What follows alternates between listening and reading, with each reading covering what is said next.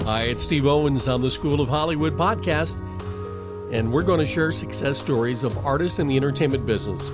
I have 30 years of experience in Hollywood from movies, music, and TV, and today we have Azura Skye, who has won several Best Actress awards, and here to talk about her new psychological thriller, The Swerve. Also, something special for you Star Wars fans. Hi, this is Steve Owens with School of Hollywood, and I have today Azura Skye. How are you today? I'm very well, thanks, Steve. How are you? Pretty good. Are you here in Los Angeles now, or where are you at? I am in Los Angeles. Are you?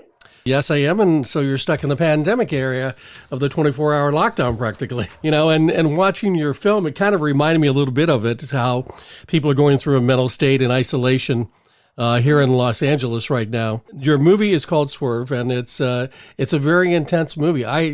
I didn't know where the plot thick was going on this because you got the rat. I'm thinking, okay, it has to do with the rat.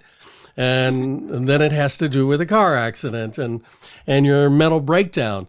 Tell us about how you got cast. I know Adrian Stern was the casting director who's done a couple hundred movies. What was your audition like for this one? Well, there was some interest in me from the filmmakers at the beginning. They reached out to me. Not with an offer by any means, but they sent me the script to just see if I might be interested. And I read it right away and responded almost immediately, I think within a day or two, saying that, you know, I would love to do this and, you know, what needs to happen for me to be part of it. And we scheduled a Skype call, you know, back in the days of Skype. Yep. Or Zoom. I mean, I guess Zoom's been around for a while. But Yeah. So it was sort of the industry standard back then, Skype.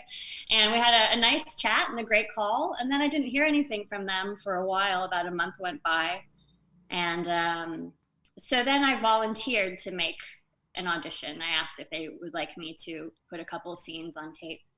And they said, if you'd like to. So I took it upon myself to do that, hoping that it would push it over for me. And ultimately it did. Well, that's awesome. You made this character really a messed up lady. I mean, it's a mess. I'll take that as a compliment. It was, you know, and you had a son that used the F word over and over and over again. And actually, a question on that. How would you handle a son who did that to you over and over and over in a conversation? Well, no son of mine would ever do that, I can guarantee you. But I'm sure it must be tough. I mean, you have great parents who have really tough kids, right? Personally, I don't think that can be tolerated. Yeah. But if you don't respect your parents, I don't think you've got much of a shot. So your character of Holly really went into a dark space. How did you emotionally prepare for it? I found that it was a very difficult film to prepare for. Kind of impossible, really. It was very much an on the day, in the moment kind of thing. And it was the process for me was really getting in a headspace where I was able to access that greater pain and grief that's luckily so far beyond anything that I personally have experienced. Obviously, we all have, you know, grief and trauma in our lives, but I didn't have anything to draw on, you know, that compared to what Holly was going through. So it was really just kind of opening myself up to something larger than myself and almost like channeling this pain. I did use music quite a bit. I had a Holly playlist that I had close all the time, and music's something that I use a lot for emotional work, but I used on this film particularly. I find that music, more than anything else, can get me in a particular mindset almost immediately. You know, within a few bars, it can transport you. Well, now we got to know what's on the playlist. What's on the playlist? Let's see. It started with a Frank Zappa song called Sofa, which is an instrumental track. And oddly, it's all in a major key, but I just find it to be devastating. So that one always makes me cry. John Lennon's Imagine was on there. Mad World by Gary Jules. Some Pink Floyd. But yeah, I use that a lot because, like I said, within just a few seconds, it can really take me to another place, which I found to be really helpful. You mentioned things in the A key. Did you study music theory in your background? I did. I did do a bit of music theory back in the day. Great. I never enjoyed it. That was not a part of music I liked, but yes, I did do it. Okay, so when you got into this character and on the actual set, and by the end of the day, how did you break out of that and fall back into you? Luckily, I'm someone who has never taken my characters home with me.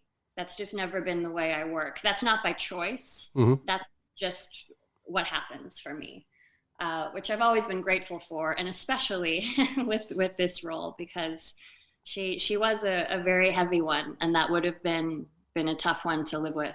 So I'm very grateful just that naturally the way I work, as soon as they say cut, I come right back to being myself. I feel like in order to become a character, I have to start with myself.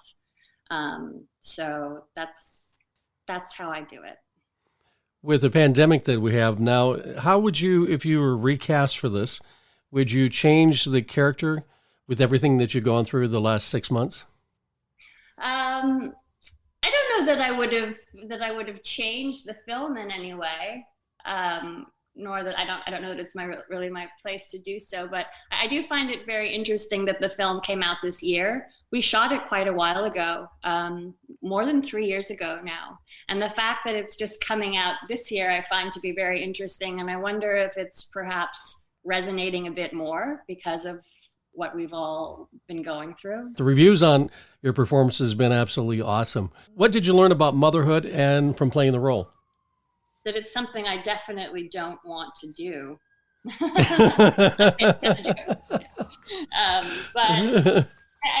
I myself am not a mother, so that was a stretch and a challenge, and was really something that was interesting for me.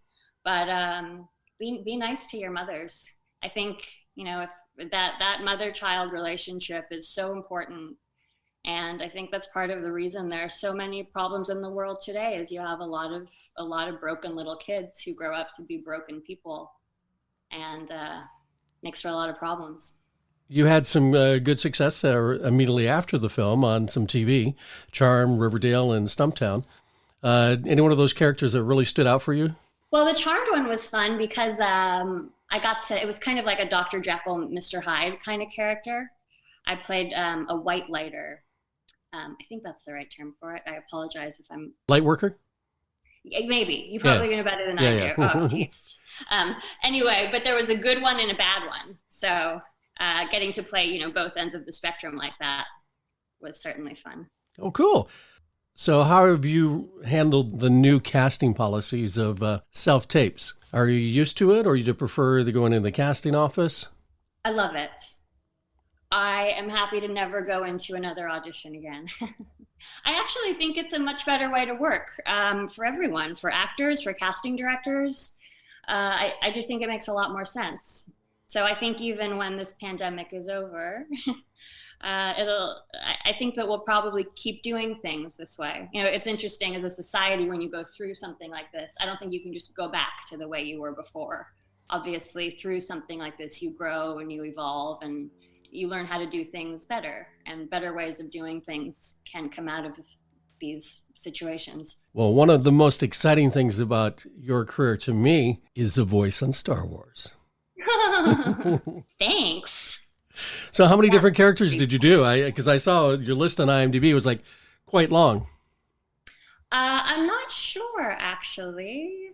There was one main character I did. Her name was Ashara Zavros, and she was a Jedi Padawan.